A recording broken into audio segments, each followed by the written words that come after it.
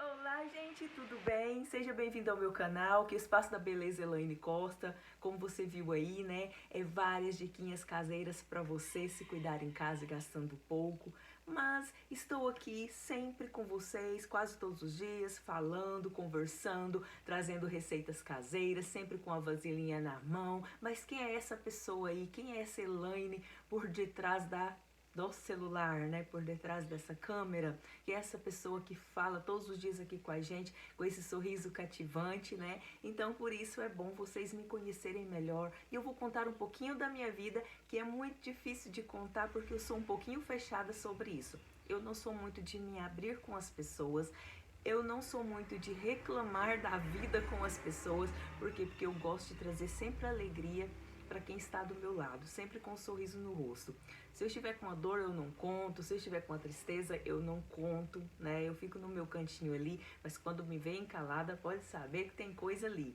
Então eu vou contar para vocês um pouquinho da minha vida para servir de exemplo para você que está aí me assistindo, que desistiu de viver, que desistiu dos seus sonhos, já achou que já fez tudo na vida, já criei meus filhos, já fiz tudo na vida, agora eu não tenho mais nada a fazer. Se engavetou os sonhos e deixou lá dentro da gaveta e pensa que nada mais faz sentido na vida. Eu estava assim algum tempo atrás, você que deve estar aí do outro lado. A maioria das pessoas que eu conheço sofre do mal da depressão e da ansiedade, né? Que eu também tive. Então, por isso eu vou conversar um pouquinho com você aqui, você que fica tristinha às vezes, você que tem problemas com ansiedade, síndrome do pânico, passa muito mal. Eu também já passei por isso e venci através da minha fé. E quero que você também use a sua fé para isso. Não só a fé, a esperança, né, de que dias melhores virão, você também ficará curada. Então eu vou começar a contar um pouquinho, né, de mim para você. Porque quem vê esse sorriso lindo mal sabe, né, dos traumas, das tristezas que eu carrego. Eu não quero me emocionar, porque todas as pessoas, né, você que tem depressão é porque você é muito sensível, né? A maioria das pessoas que são depressivas, tem ansiedade, porque são muito sensíveis. Você se sensibiliza com o próximo. Então a gente pega tudo aquilo pra gente, né? Muitas preocupações e tragédias também que vem acontecendo. Ninguém é forte, né? Nós não somos fortes. A gente luta todos os dias para que sejamos. Há 17 anos atrás, bom, começou daí, né, a depressão e a síndrome do pânico. Há 17 anos atrás, eu já tinha o meu primeiro filho, ele já tinha 8 anos. Então eu decidi ter outro filho, achei que já estava na hora de ter. Casei muito novinha, né, não vivi muito a vida. E assim, eu achava que eu ia casar, né? Acho que eu fui educada para isso, casamento, ter filhos, cuidar da casa, cuidar da família. E nisso eu tive o meu primeiro filho assim que eu me casei. Com 2 meses de casada, como eu sou filha única, me sentia muito sozinha. E eu achava, né, muito jovem, eu achava, vou ter um filho para ser meu companheiro, para ser meu amigo, meu amiguinho, né, que eu era muito novinha. E aí tive o meu primeiro filho. Nessa época eu morava com a minha mãe ainda. E era muito, né, difícil, mas a gente conseguiu educá-lo, graças a Deus. E hoje ele está um homem, né? Nossa, na presença de Deus também. E passaram-se esse tempo, né? Ele fez 8 anos, eu falei, agora tá na hora de engravidar, né? De novo, 8 anos, minha vida já tá um pouco estabilizada, eu já estou um pouquinho mais velha, né? Cabeça melhor. E aí eu engravidei. Aí tava tudo ok, senti os enjoos, fiz o exame positivo. Quando estava passando os enjoos, que é a fase do terceiro mês, né? Eu tava boa, né? Não tava sentindo mais nada. Falei, ai, graças a Deus, tô passando esse enjoo. Já tava usando aquelas batinhas de grávida, toda feliz, né? E aí eu acordei de manhã e fui ao banheiro fazer xixi. E quando eu fui me limpar, quando eu olhei o papel higiênico, tava sujo de sangue, um sangue bastante vermelho, né? Nossa, eu me assustei muito, porque quem, né, que não tá grávida não assusta com aquele tanto de sangue. E aí eu comecei já a tremer e liguei pro meu marido, falei pra ele vir pra me levar no hospital. Eu não estava sentindo dor nenhuma, apenas sangrei. Aí fui pro hospital.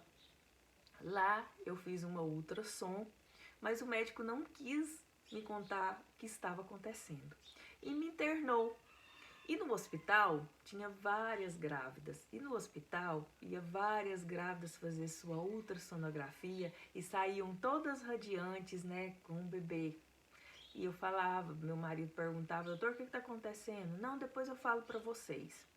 Nisso, com 2 dias que eu estava internada, tomando remédio e tal, aí ele viajou e me passou para outro médico. E o médico, acho que não sabia muito, não sei se foi médico, o que foi, só sei que ele me deu alta. E eu voltei para casa, né, sem saber o que estava acontecendo. Voltei para casa e esse bebê estava morto na minha barriga e eu não sabia. E o sangramento deu uma parada, né, porque tomei tanto remédio, né.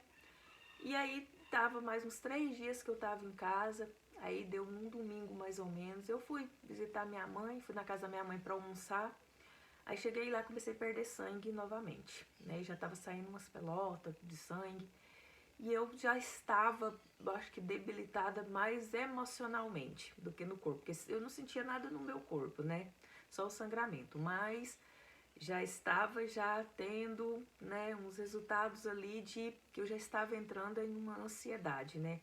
Em um trauma, né?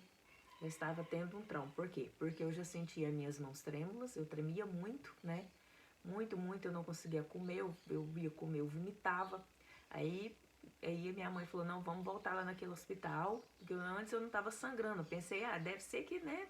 Nós pensamos, se ele me deu alta, eu já não tô mais, mas de repente já começou a sangrar novamente. Aí ele me deu alta, aí eu fui lá, e minha mãe falou, faz a ultrassom aí, que se você não fazer, nós vai ter que dar um jeito, né?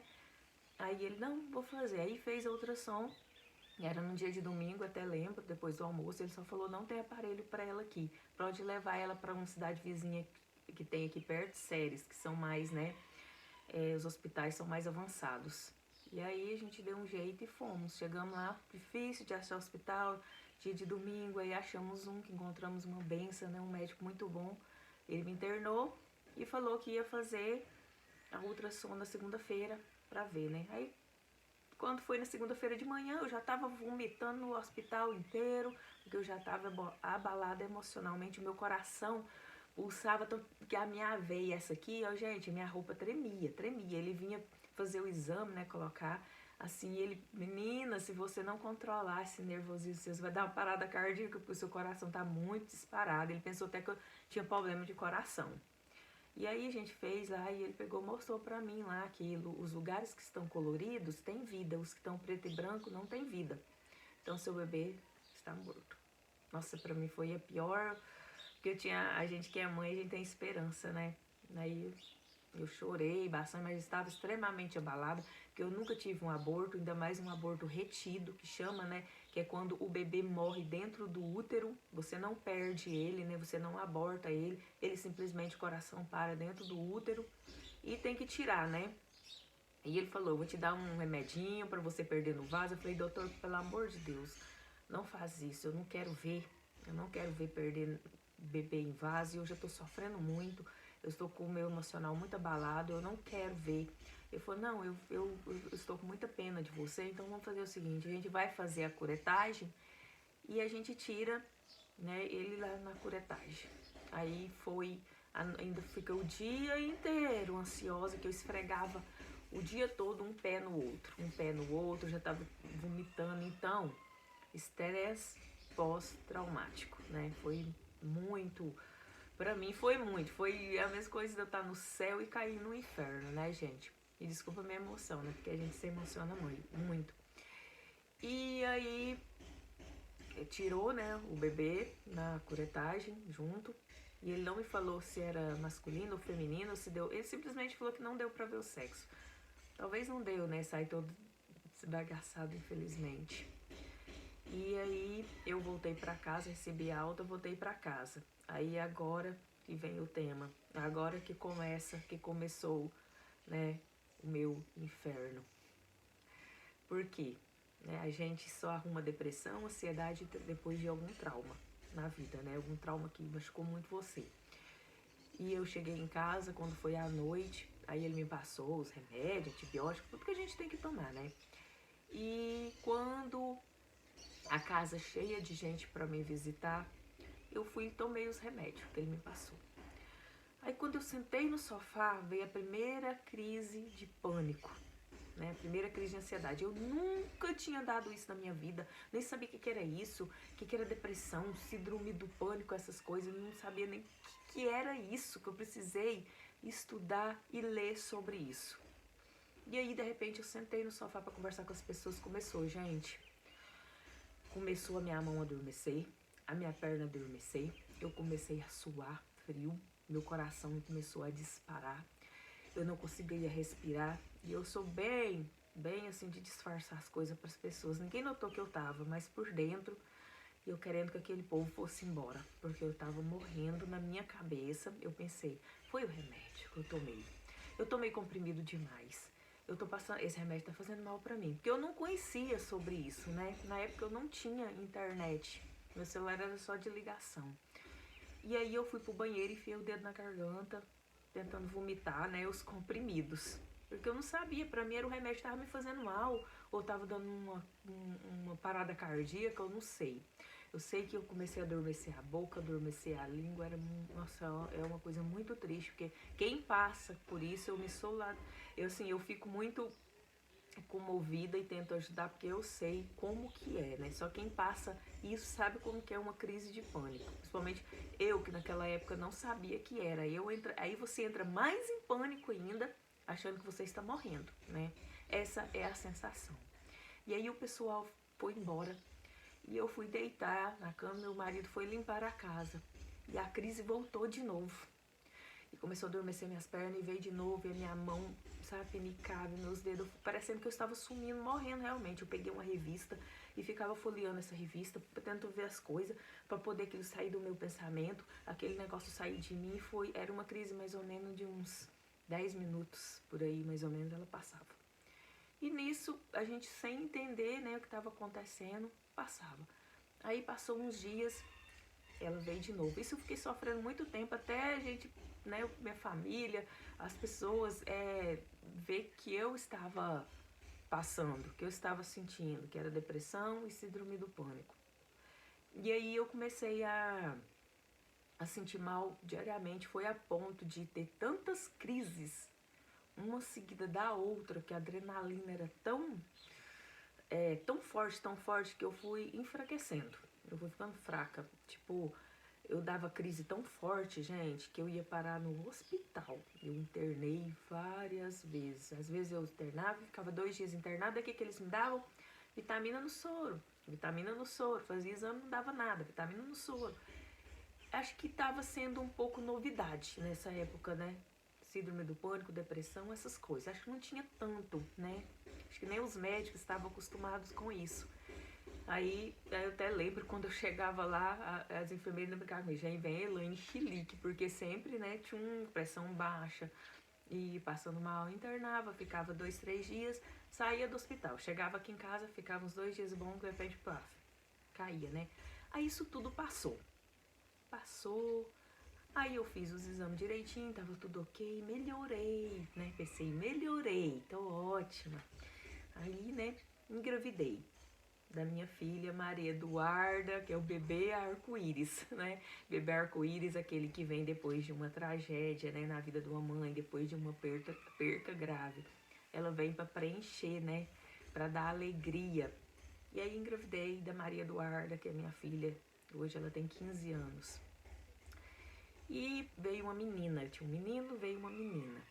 Aí engravidei, passou tudo bem, maravilhosamente bem. Apesar que quase no parto dela eu morro, mas estou aqui viva. Nossa, já passei tanta coisa, meu Deus. Eu sou muito forte, gente, muito forte, por isso não desista da vida, que a vida é muito boa de se viver. Só porque eu não vou contar os detalhes, porque senão o vídeo fica muito longo. E eu engravidei da Maria Eduarda quando ela estava com 2 anos. Meu filho sofreu um desmaio na escola, teve uma convulsão, ele estava com mais ou menos 12 anos, estava jogando bola. E teve uma convulsão na escola e nisso os meninos vêm me falar, ai menino, sabe como é que é, né? A gente chegou aqui, achei que o menino era morto e na hora eu fui forte, cuidei, tal, mas depois eu recaí novamente. Aí começou de novo, medos, né?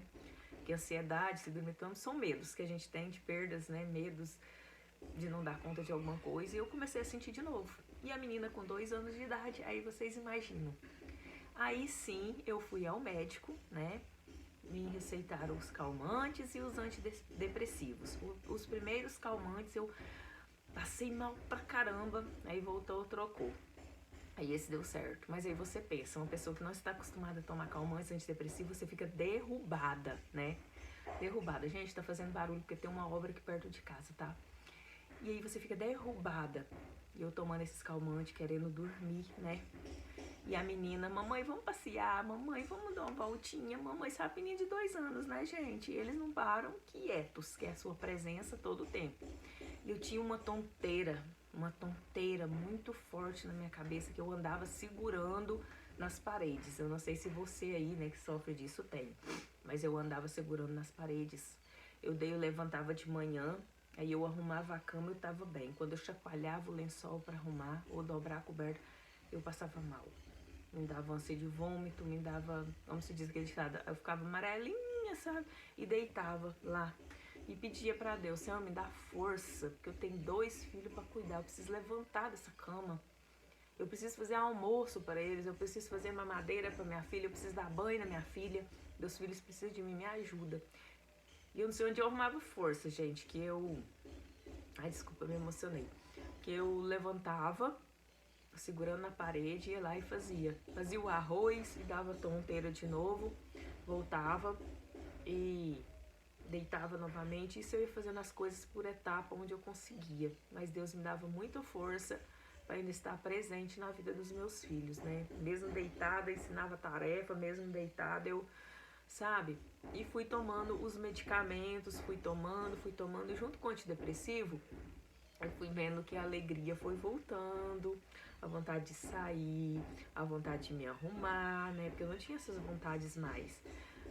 Deu aquela, sabe, ânimo, eu estava sem ânimo, né? E comecei a passear, a sair e fui tomando os medicamentos, eu tomei apenas durante 6 meses, me fez bem. E eu fui melhorando, só que, gente, mesmo fraca, mesmo debilitada, porque acho que aquela depressão que deu em mim é aquela que vai para uma cama e você morre. Porque eu não conseguia comer, era muito enjoo no estômago, parecendo, sabe aquele enjoo de gravidez? Pois é, era daquele jeito, era muita. Você comer, fiquei muito debilitada. Eu andava segurando as paredes, não sei onde eu achava força para passear com a minha filha na rua. Mas eu achava força. Porque quando você tem um filho que depende de você, se tem alguma pessoa que depende de você, você acha força sim. Sabe, às vezes a vida da gente precisa daquele empurrão. Às vezes a gente não tem nada mais o que fazer, né? Sua vida tá tão assim parada, às vezes tão certinha, né? Que às vezes tem que dar uma bagunçadinha pra gente poder reagir e ir pra frente. E o que me deu essa força eram os meus filhos, porque às vezes eles adoeciam e o mesmo doente, eu tinha que cuidar deles. Eu tinha que dar remédio para eles, eu tinha medo, outras coisas que eu adquiri. Eu tinha medo de remédio. Se eu lisse a bula, uma vez minha filha estava com febre, eu tive que levar ela na emergência, o pessoal lá dá um dipirona para ela, dá um remédio para febre para ela, que eu não conseguia pingar as gotas, gente. Se, por exemplo, era 10 gotas, eu pingava 5. O remédio não fazia efeito. E se eu desse o remédio, eu passava a noite inteira vigiando a menina, com medo da menina morrer. Sabe? Medo de perdas, né? E nisso eu tive que ir trabalhando em mim sobre isso. Ainda tenho. Porque a única pessoa que ainda tem um pouquinho de medo, assim, é da minha mãe, né? Porque eu só tenho ela. Eu sou filha única. Mas eu tento trabalhar isso em mim, né? Porque são traumas que ficaram.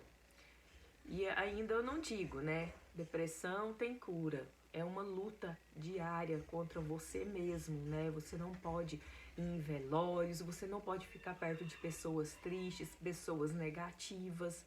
Às vezes as pessoas talvez me chamam, a Elaine é meio fria, Elaine não vai nisso, Elaine naquilo outro, mas por quê? Pela minha saúde mental. Porque quem passa por isso sabe como que é, né? Se eu passei, eu sei, você que passa aí também, você sabe do seu limite, né? Se a gente foge de certas coisas, não é? Não é porque eu tenho que ir lá, eu vou, dou apoio, mas eu não fico muito tempo, porque eu sei que eu vou passar mal depois, né? E quem tem ansiedade, tem depressão, o ruim, se todo mundo pensasse que depressão é só choro, tristeza, angústia não, gente. Isso aí afeta a sua saúde no corpo. E você começa a sentir, as doenças vêm, com certeza. Se você não tinha uma pressão, né? Se a sua pressão era normal, de repente ela começa a ficar alta ou baixa demais, né? Seu coração começa a ficar debilitado porque, né? Ele começa a dar arritmia por causa, né? Então, tudo, a gente começa a ficar com a imunidade baixa e vem doenças. Além de você ter que lutar contra a depressão, você tem que lutar com outras doenças também que vão vindo dela.